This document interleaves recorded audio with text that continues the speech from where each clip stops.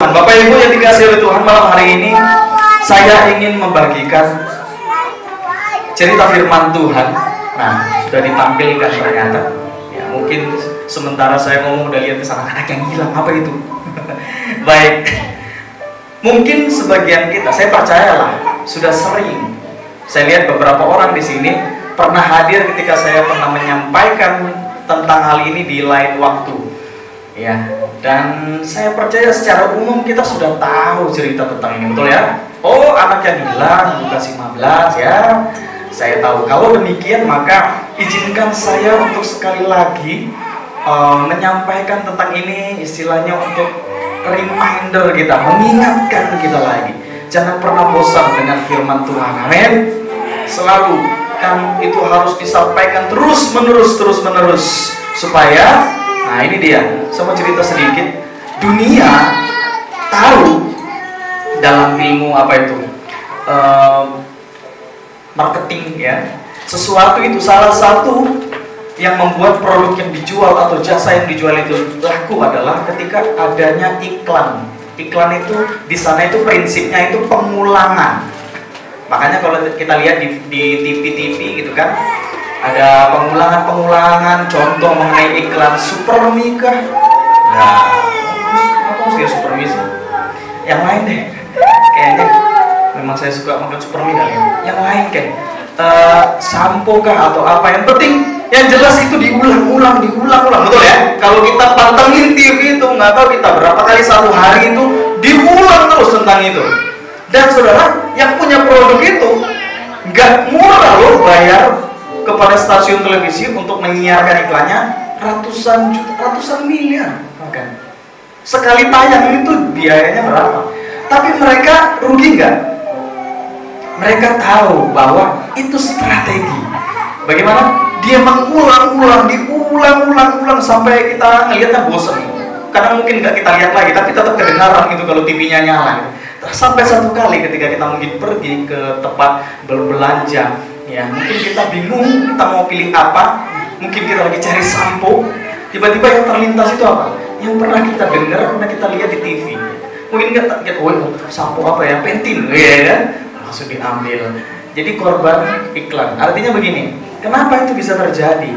Ya karena itu tadi strategi tadi mengulang-ulang sampai akhirnya sesuatu yang diulang-ulang itu nancep di pikiran kita, betul? Dunia tahu, ya. Apalagi ya kita dalam merenungkan firman Tuhan, jangan pernah ada kata bosan, betul? Selalu diulang-ulang. Puji Tuhan. Anak yang hilang terdapat di dalam Lukas 15. Perlu kita tahu, bangsa Israel, bangsa Yahudi, mereka boleh kehilangan kitab yang lain asal jangan Lukas 15. Karena ini sangat penting bagi mereka. Bukan yang lain tidak penting ya. Yang lain penting, tapi ini esensi bagi mereka. Lukas 15, anak yang hilang. Nah ini saya nggak pakai sistematika khotbah. Mohon maaf ini sama Pak Gembala di sini. Pak Gembala di sini kan dosen khotbah juga ya. Waduh. Haleluya, orang Manado bilang tutup fore kita. Itu. Haleluya. Lukas 5 memang lempeng aja nih khotbah ya. Karena sebenarnya saya menyiapkan sesuatu ya tentang apa yang saya mau sampaikan di tempat ini. Saya susun PowerPoint juga, tapi memang seperti bukan itu yang ingin Tuhan perdengarkan di tempat ini. Ada sesuatu yang ada dorongan yang kuat yang membuat saya tuh harus menyampaikan tentang ini lebih dulu. Mungkin yang itu dosisnya agak sedikit lebih. Jadi beritakan dulu yang ini ya, kebenaran yang mungkin simpel tapi ini memerdekakan. Puji Tuhan.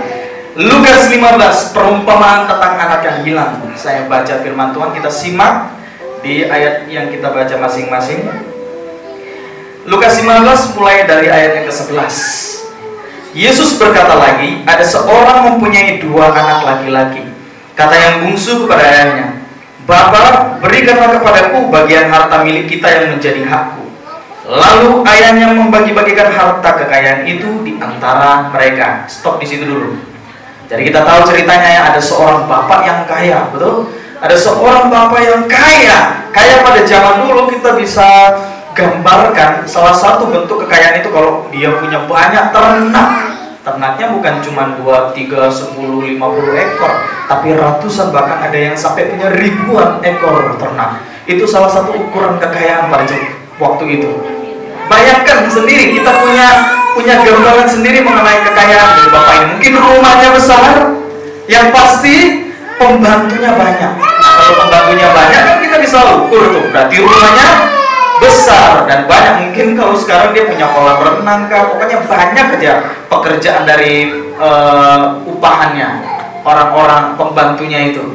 Mungkin rumahnya besar, mewah, mungkin ya banyak sekali pekerjaan yang harus dikerjakan di rumah itu, menandakan bahwa rumah itu bukan rumah yang kecil. Jadi banyak pembantunya. Satu kali ya, ini ceritanya kan ada dua anak. Dia memiliki dua anak. Sebut saja si bungsu dan si sulung, betul ya? Nah, Lembaga Alkitab Indonesia memberi judul perikop ini tentang perumpamaan tentang anak yang hilang. Ini judulnya bukan tentang perumpamaan tentang anak bungsu yang hilang. Artinya begini, dua-duanya anak ini dua-duanya hilang. Yang bungsu hilang di luar rumah, yang sulung hilang di dalam rumah. Nah, gimana itu ceritanya? Kita simak aja, nanti kita akan mengerti. Dua anak, si sulung dan si bungsu. Satu kali pada satu hari si bungsu minta harta bagiannya. Nah ini sebenarnya anak ini kurang ajar Bapak Ibu. Kenapa? Ini sedikit kurang ajar. Kenapa? Bapaknya masih hidup, betul ya? Tapi dia minta warisan. Di mana-mana yang namanya warisan itu idealnya kalau orang tuanya sudah nggak ada peraturannya di bangsa Yahudi juga pada waktu itu, dan pembagiannya juga ada untuk anak sulung sekian persen, untuk anak bungsu sekian persen. Tapi waktu itu yang jelas bapaknya masih hidup, dia sudah minta bagiannya.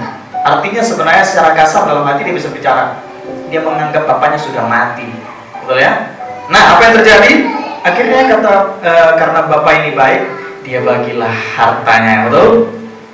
Lalu di ayat yang ke-13, beberapa hari kemudian anak bungsu itu menjual seluruh bagiannya itu, lalu pergi ke negeri yang jauh. Di sana ia memboroskan harta miliknya itu dengan hidup berfoya-foya. Jadi motifnya itu adalah ketika sudah dapat hartanya itu, entah berupa apapun itu, mungkin ada yang berupa uang, ada yang berupa tanah, ladang gitu kan, berupa aset apapun itu, mungkin semuanya itu dijual sama anak bungsu ini.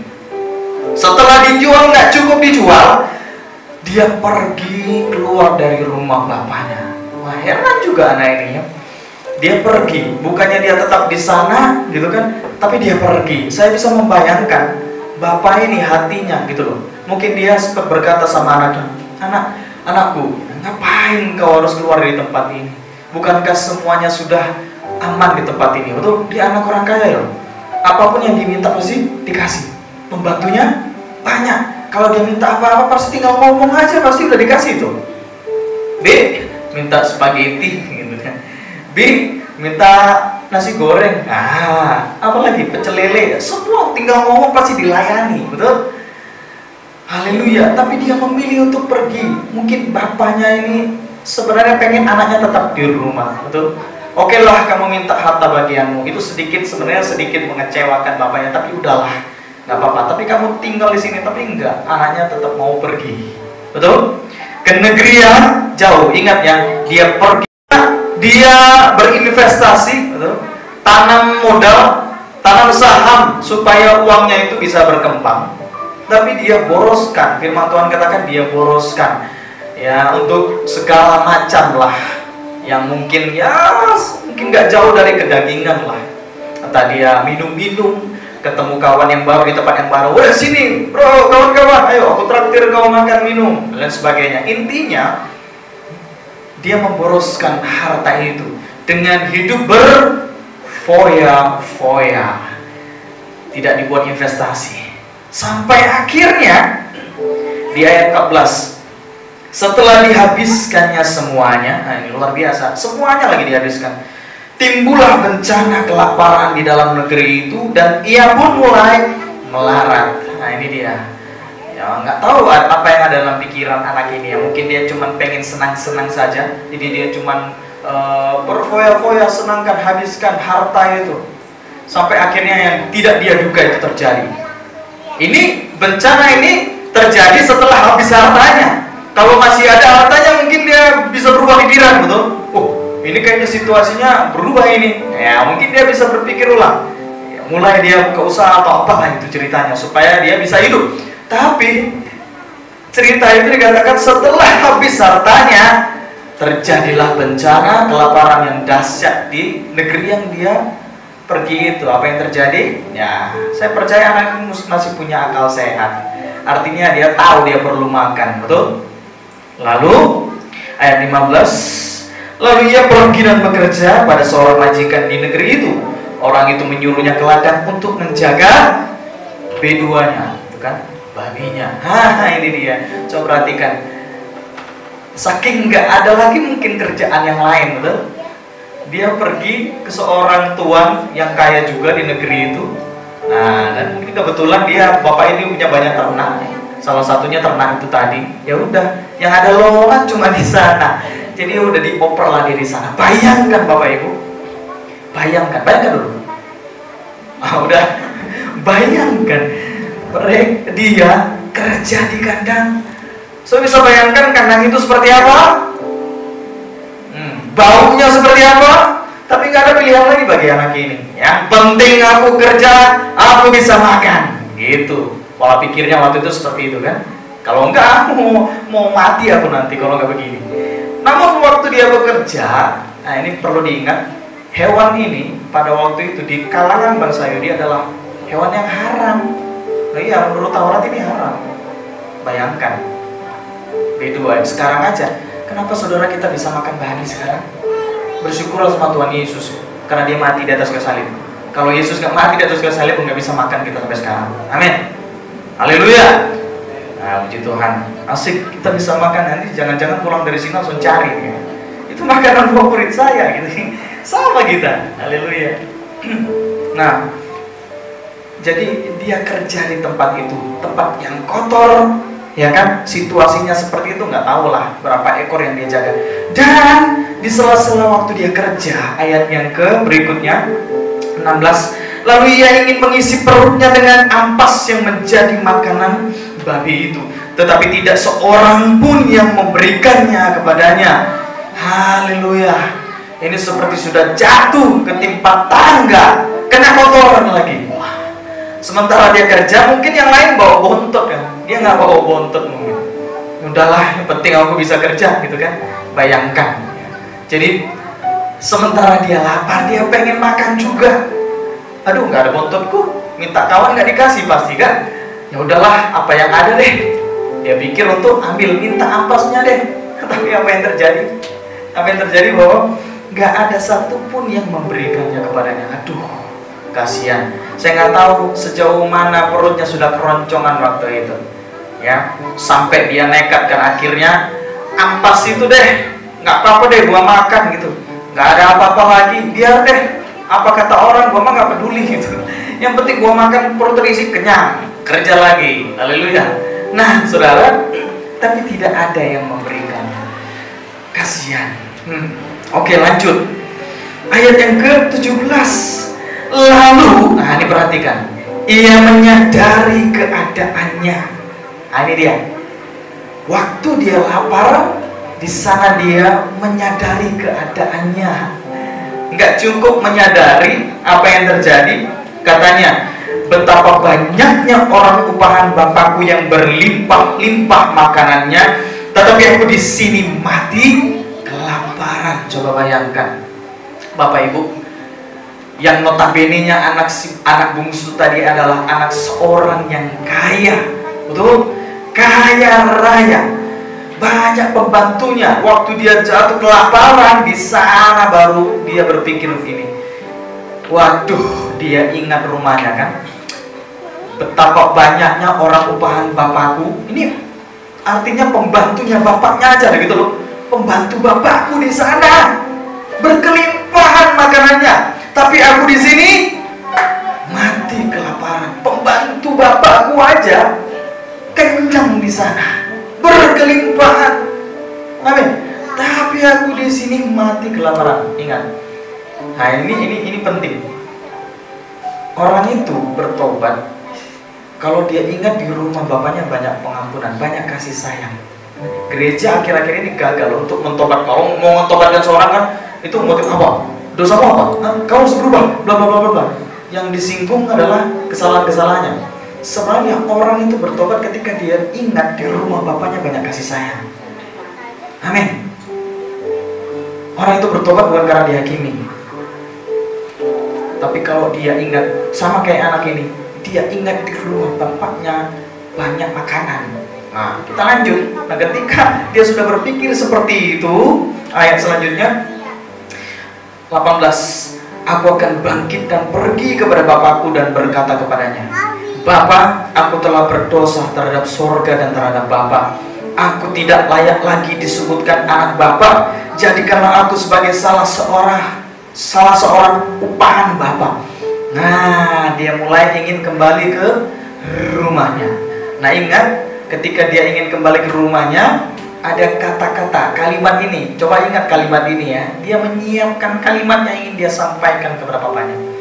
Yang pertama, Bapa, aku telah berdosa terhadap Bapa.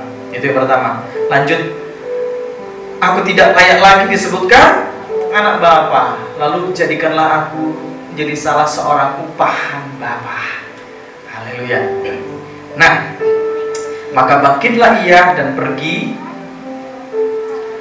kepada bapaknya. Haleluya. Negeri yang anak ini pergi tadi jauh, betul? Saya percaya, ya dulu kan nggak ada kendaraan, nggak ada motor, nggak ada gojek. Yang mau pesan gojek, dia mau pulang gitu, nggak ada. Ya, paling ada kuda. Ya, dan dia nggak punya apa-apa lagi. Saya percaya dia jalan kaki itu, betul? Nah, karena negerinya jauh, saya percaya kalimat itu pasti sering diulang-ulang dalam perjalanannya. Karena dia juga mungkin gentar untuk pulang ke rumah. Karena pikirnya, udahlah, habislah aku pulang ke rumah, betul?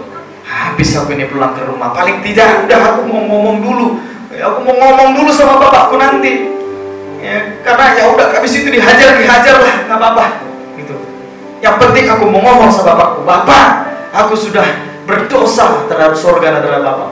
Aku gak layak lagi disebut anakmu, Pak. Gak apa-apa deh, aku jadi pembantumu aja. Dan itu dia ulang terus sampai akhirnya pasti dia itu kalimat sudah di luar kepalanya.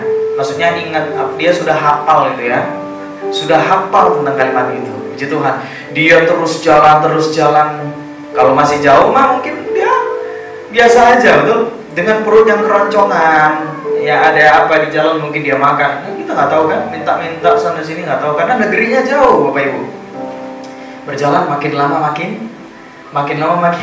dekat, waktu makin dekat, mungkin dia degup jantungnya sudah berbeda, saudara. Udah nggak normal lagi. Mungkin dia sudah mungkin dia sementara jalan ke depan gitu kan, tapi antara jalan ke depan dan mungkin dia mau balik lagi. Aduh, gimana ini kalau aku balik lagi mati ya aku kayaknya. Mau ke samping kiri, mau sama siapa aku pergi?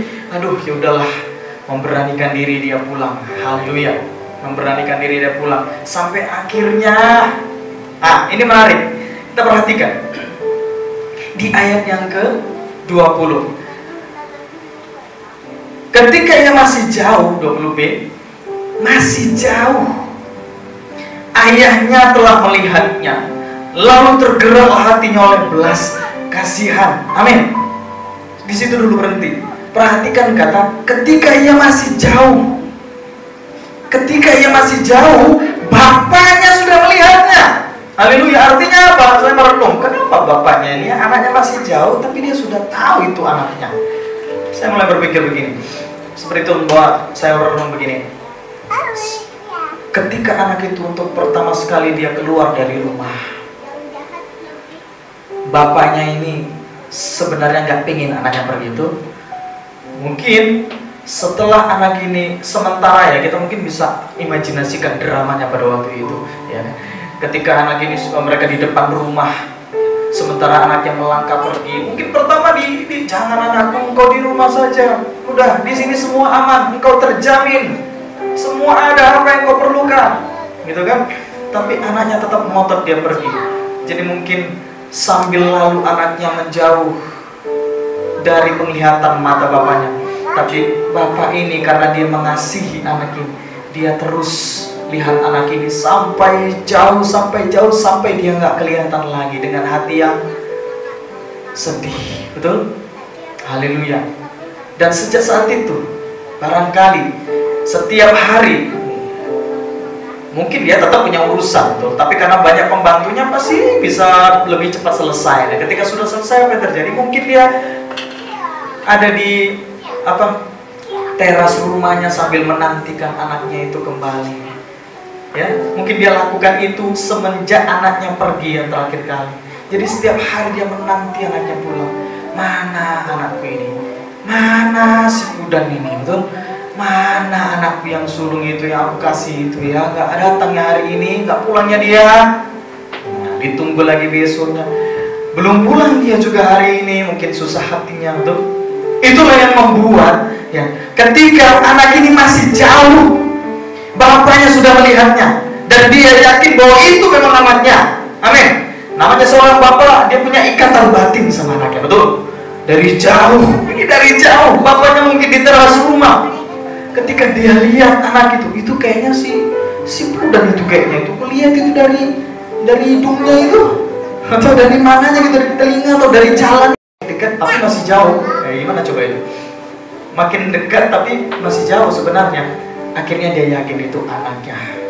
Apa yang terjadi? Oh, mungkin ya si anak mungkin ketakutan dulu. Mati aku, udah mau dekat nih sama rumah. Siapkanlah badanku ini, habis aku nanti dihajar. Atau mungkin dari sisi bapaknya, apakah kita berpikir, itu anakku itu tuh bener tuh. Ayo, mana? Apa ini yang bisa diambil? Kalau dia bisa ada kayu di situ, ya diambil, atau batu gitu kan? Mana ini? Itu bener itu. Memang bener itu anakku itu. Apakah seperti itu, saudara? Tidak ya. Kita tahu cerita dalam Alkitab. Ayahnya itu berlari, coba kita tampilkan slide-nya. Kira-kira gambaran seperti itu, Bang.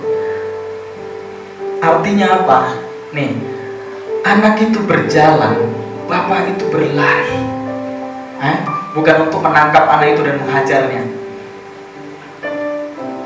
Itu sama dengan kita, Bapak Ibu. Ketika kita berbalik dari kesalahan kita, Tuhan lebih cepat menghampiri kita. Amin. Ketika mungkin kita jatuh dalam kesalahan kita, tapi kemudian kita berbalik datang kepada Tuhan, Tuhan lebih cepat menghampiri kita karena kasihnya bagi kita. Haleluya. Yang terjadi selanjutnya, ayahnya itu berlari mendapatkan dia, lalu merangkul. Nggak cukup merangkul dan mencium dia. Haleluya. Coba bayangkan terakhir kali di mana anak ini bekerja? Di kandang yang kotor, betul? Mungkin pertama sekali anak ini berangkat, bajunya harum, jaketnya bermerek, gitu kan? Sepatunya, jam tangannya, cincin dan lain sebagainya. Mungkin dia pakai topi, dia bawa tas, mungkin pokoknya semuanya mewah, parfumnya juga mahal, betul? Harum, gitu loh. Tapi pulang, ini pulang bukan bonyo, ini bapak belur ini ceritanya. Ya, sudahlah baru kerja di kandang itu tadi, coba bayangkan baunya dia, gitu loh. Aduh, udah bajunya pasti udah enggak. Karena apa? Semua aksesoris yang dia bawa pergi pasti sudah nggak ada itu, betul? Nanti kita akan ketemukan dia udah nggak pakai kasut kaki lagi, jubahnya udah nggak ada lagi, cincin, semua yang dia pakai semua sudah dijual, betul? Semua sudah dipakai untuk berfoya-foya. Nah itu dia, semuanya sudah selesai. Jadi, tapi bapaknya ketika dia hampiri anaknya, dia rangkul dan kemudian dia, wah katanya, bayangkan. Makanya ada yang teman saya bilang gini, ini cocoknya dikasih judul, aku mencintaimu mesti kau bau babi. Iya Bapak Ibu, betul ya? Bau loh. Tapi bapaknya, gimana bapaknya? Apakah dia tutup hidung? Apakah dia bau kali kau anakku? Aduh, dari mana kau? Aduh, bukan anakku kayak kau, gitu kan? Tapi enggak Bapak Ibu. Apa yang terjadi? Lihat selanjutnya di ayat yang ke-21. Kata anak itu kepada dia. Nah, ini mulai dia mau sampaikan apa yang pernah dia siapkan untuk dia katakan sama bapaknya, betul? Dan saya katakan tadi perjalanannya jauh, artinya dia pasti sudah di luar kepalanya, dia sudah hafal apa yang dia mau ngomong sama bapaknya. Siap-siap dia ngomong sama bapaknya. Dia bilang begini, Kata anak itu kepadanya, "Bapa, aku telah berdosa terhadap surga dan terhadap Bapa. Aku tidak layak lagi disebutkan anak Bapa." Ayat selanjutnya, tetapi ayah itu, nah saya berhenti di situ dulu. Jadi anaknya ini belum selesai ngomong, Bapak Ibu. Betul? Dia bilang, "Bapa, aku sudah berdosa terhadap surga dan terhadap Bapa. Aku tidak layak lagi disebutkan sebagai anak Bapa." Sebelum dia selesaikan kalimatnya, bapaknya sudah potong omongan anak ini. Kenapa dia potong? Bukan untuk, udah cukup, tidak ada yang perlu dijelaskan lagi, semua sudah jelas, kayak di film-film ya. Enggak. Kemudian dia pukul anaknya, pak puk kan gitu. Emang kau yang kurang ngajar kau anak durhaka, bla bla bla. Mana kemarin yang kau bawa itu semuanya? Udah kau habiskan ya? Udah habis semua baru kau pulang. Kalau nggak habis semua kau nggak pulang deh. Kayak gitu. Apakah bapaknya mengintimidasi atau menginterogasi anaknya ini, Bapak Ibu? Tidak dicatat dalam Alkitab. Ketika anak ini mau menyampaikan kalimat, belum selesai ngomong, bapaknya sudah potong. Tetapi ayat itu artinya pengakuan kita kepada Tuhan. Terkadang Tuhan nggak pedulikan itu. Artinya apa? Dia mau, yang penting kau sudah kembali. Apa yang hilang? Kalimat itu. Coba, apa yang hilang? Yang belum sempat terucap adalah, jadikanlah aku sebagai salah seorang upahan Bapa. Artinya begini, Bapak Ibu. Saya baca dulu selanjutnya. Tetapi ayah itu berkata kepada hamba-hambanya, lekaslah bawa kemari jubah yang terbaik, pakaikanlah itu kepadanya dan kenakanlah cincin pada jarinya dan sepatu pada kakinya. Tunggu dulu. Ini nggak salah ini. Mungkin hamba-hambanya yang mendengar itu, nggak salah ini ya Tuhan kita ini. Anak itu, apakah bapaknya nggak takut nanti dijual lagi gitu, cincinnya atau sepatunya atau jubahnya dijual lagi? Apakah bapaknya nggak takut? Bapaknya nggak takut, amin. Kenapa? Karena kasihnya kepada anak itu. Kasih yang besar melenyapkan ketakutan. Dia nggak percaya anak itu akan melakukan hal itu lagi. Yang jelas sebenarnya prinsipnya terserah apa yang dilakukan. Yang penting dia tidak punya ketakutan ketika dia memberikan itu yang baru. Haleluya, haleluya. Jadi cincin, jubah, kasut itu berbicara ya tentang status yang dikembalikan bagi dia. Amin. Kasut berbicara tentang kedudukan dia sebagai anak. Makanya sebenarnya dalam pandangan dia sebagai anaknya, ini ya orang pandangan dosa kan seperti itu. Dia ngerasa nggak layak, betul? Dia ngerasa nggak layak. Makanya dia mau bilang yang terakhir itu, jadiin aja aku pembantumu, gitu loh. Aku nggak layak jadi anakmu, betul? Itu dalam pikiran si pendosa, anak itu. Tapi bapaknya nggak mau seperti itu. Bagi Tuhan, bagi Bapak ini, sekali anak tetap anak. Amin. Mau dia pernah pergi jauh, asalkan dia kembali lagi.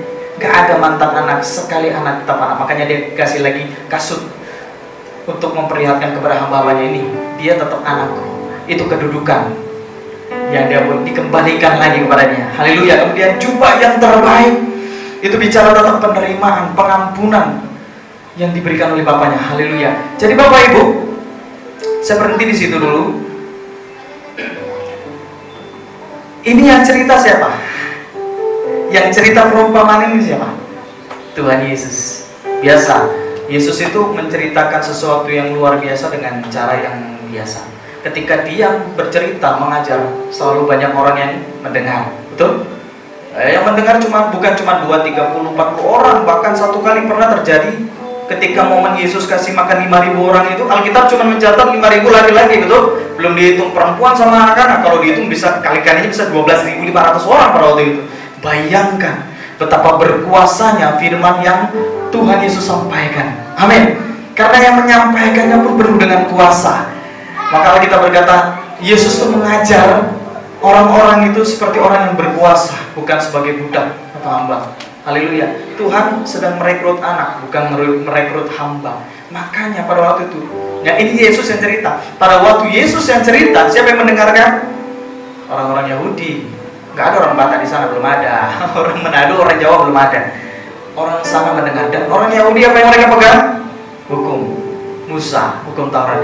Artinya begini, bagi mereka ada hukumnya buat anak seperti ini.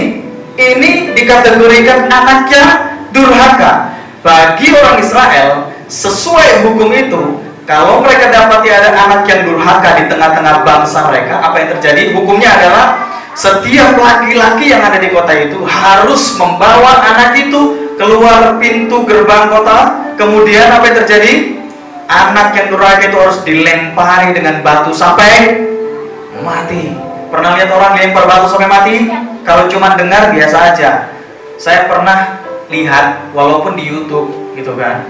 Iya benar. Tapi Bapak Ibu, ketika saya lihat, nyesal saya. Benar. Kalau kita cuma lihat itu cuma dengar itu biasa. Paling cuma di pikiran kita membayangkan. Tapi kalau waktu itu saya lihat, ada waktu itu perempuan ketemu sedang asusila di daerah Aceh sana, diambil batu, sementara dia sudah dihajar babak belur sama laki-laki. Semua laki-laki yang ada di sana, kemudian ditimpakan batu di atas kepalanya. Itu saya ngeri, saya ngeri ngelihatnya. Bayangkan sebenarnya hukum itu yang berlaku pada waktu itu. Haleluya. Nah, mungkin yang mendengar waktu itu, mereka sudah mulai berpikir, ini tunggu dulu, kok ini beda gitu. Ini yang Yesus ceritain ini kok beda ini. Kok anak ini kan harusnya anak ini dirajam dengan batu sampai mati. Betul. Tapi anak itu gak dirajam batu sampai mati. Dia dirajam dengan kasih sayang. Amin. Haleluya. Puji Tuhan, itu yang dialami anak ini. Haleluya. Kemudian mereka bikin pesta tuh. Cerita selanjutnya adalah mereka bikin pesta. Bapaknya bikin pesta, bayangkan. Makan enak. Nah, ayat yang ke-24 saya loncat. Sebab anakku ini telah mati dan menjadi hidup kembali. Ia telah hilang dan didapat kembali. Maka mulailah mereka bersukaria. Di situ selesai cerita mengenai anak yang bungsu. Bagaimana anak itu diterima apa adanya oleh Bapa itu. Jadi Yesus cerita, Bapa itu adalah gambaran Bapa kita di sorga. Amin. Anak yang bungsu itu, nah itu gambaran. Terkadang kita juga dalam situasi seperti itu Bapak Ibu. Terkadang kita pergi dari Tuhan, pergi jauh dari Tuhan. Artinya mungkin ya terlarut dengan segala macam urusan kita, apalagi mungkin sudah nggak mau lagi, ya banyak alasan saya nggak tahu lah. Karena kita pergi menjauh daripada Tuhan, menghindari Tuhan, gitu ya. Atau mungkin kita jatuh dalam kesalahan kita. Bapak Ibu, ketika kita dalam hal seperti itu, jangan takut, ya, jangan takut untuk kembali kepada Tuhan. Karena banyak orang saat ini udah gak mau lagi ke gereja, udah takut untuk berdoa kepada Tuhan, udah takut pergi kepada Tuhan. Kenapa? Dia pikir, oh, udah aku gak layak lagi disebutkan sebagai anak Tuhan, betul? Wah, udahlah, pokoknya aku gak layak. Bagaimana dia? Oh, akhirnya mungkin 1 kali gak datang, 2, 3, akhirnya terhanyut, akhirnya dia, yaudah, kayak anak yang hilang, betul? Hilang.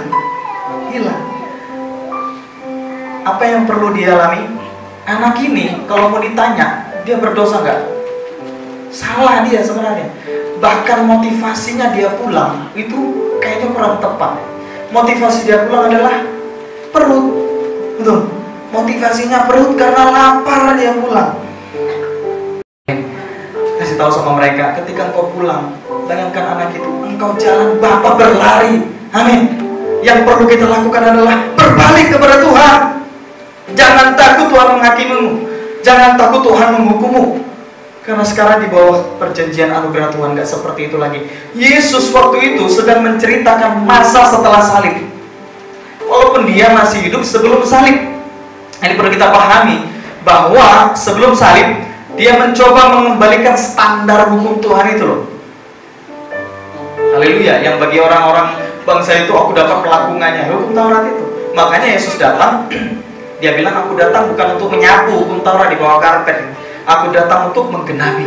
Amin. Haleluya. Kenapa? Gak ada satupun orang yang bisa menggenapi hukum itu. Makanya dia datang untuk menggenapinya. Di kitab Galatia dia bilang, anak darah itu ya hidup dan tunduk di bawah hukum Taurat. Artinya apa? Ya memang dia harus ada di sana dulu. Dengan cara itu dia punya jalan untuk menebus, melunasi setiap hutang kita di dalam hukum Taurat. Amin. Haleluya. Dan perumpamaan ini adalah cerita bagaimana setelah salib nanti Setelah salib nanti Bapa itu seperti itu. Amin. Bapa sudah memutuskan untuk mengasihi kita apa adanya. Amin. Haleluya. Tanpa syarat. Kalau kita kan mengasihi orang ada apanya kan, kalau Tuhan enggak Bapak Ibu. Dan kasih Tuhan tidak pernah gagal untuk kita. Mungkin kita sering gagal mengasihi Tuhan. Berapa kali kita berkomitmen untuk hidup mengasihi Tuhan, tapi kita selalu berakhir dengan menyedihkan. Yang perlu kita tahu adalah bicara tentang kasih. 1 Yohanes 4 ayat 10 bilang, bukan kita yang mengasihi, tapi Allah yang mengasihi kita. Amin. Haleluya. Tuhan yang mengasihi kita. Di Roma dikatakan Yesus itu mati bagi kita ketika kita masih berdosa. Bayangkan kasih itu Bapak Ibu. Kalau kasih itu dipengaruhi dengan perbuatan kita, mungkin Tuhan tunggu dulu ya. Oh, nanti dulu aku tunggu kalian benar dulu, baru aku akan turun ke dunia menyelamatkan kalian. Sesuai dengan perbuatan kalian gitu kan? Enggak. Sorga memutuskan. Justru keadaan manusia pada waktu lagi gelap-gelapnya, dia turun untuk menyelamatkan kita. Amin. Karena dia tahu manusia tidak bisa menyelamatkan dirinya sendiri. Aku harus datang dan menyelamatkan mereka. Beri tepuk tangan kepada Tuhan Yesus. Haleluya. Itulah Bapa kita. Amin. Ini cerita pertobatan itu sebenarnya cerita tentang demonstrasi besar-besaran tentang kasih Allah bagi kita. Bukan demonstrasi cerita buka-bukaan seberapa bejat hidup kita. Pertobatan itu bicara tentang bagaimana Tuhan mengasihi kita. Metanoia tuh ketika engkau tahu bagaimana Tuhan mengasihimu. 1 Yohanes 4 ayat 19. Kita mengasihi karena Allah lebih dahulu mengasihi kita. Amin. Jangan khawatir tentang kasih kita kepada Tuhan. Ada orang berpikir, masa berfokus tentang kasihnya Tuhan kepada kita terus, bagaimana dengan kita? Kuncinya itu Bapak Ibu, kita mengasihi, ya, mengasihi horizontal, vertikal kepada Tuhan, kepada manusia. Kuncinya adalah kita mengasihi karena Allah lebih dahulu mengasihi kita. Artinya ketika kita mengerti lebih dulu bagaimana Tuhan mengasihi kita, maka dengan itu kita akan bisa mengasihi kembali. Amin. Haleluya. Nah, sering dibalik kan, kita sering dipaksa dulu eksternalnya gitu loh. Engkau harus begini, harus begitu. Perubahan sejati berasal dari dalam. Amin. Pola pikir dulu yang mesti diubah. Itulah metanoia. Kalau pemahaman kita benar, maka tindakan kita juga benar. Amin.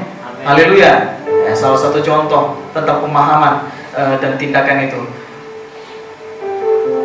Berapa kali kita gosok gigi setiap hari? Nah, adakah yang setiap mandi gosok gigi? Mandi pagi gosok gigi. Kalau siang mandi gosok gigi, sore gosok gigi, gitu ya. Nah, coba Anda perhatikan satu kali di kemasan pasta gigi, khususnya Pepsodent ya. Saya nggak tahu yang lain, tapi di sana tertera ada keterangan begini dari PDGI, Persatuan Dokter Gigi Indonesia. Nah, itu sudah kredibilitasnya nggak diragukan lagi, betul? Mereka menyimpulkan begini, waktu untuk sikat gigi yang terbaik adalah pagi setelah sarapan dan malam sebelum tidur. Nah, pertanyaannya, kenapa kita sering setiap mandi gosok gigi gitu kan?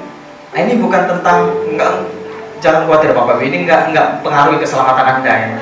Enggak.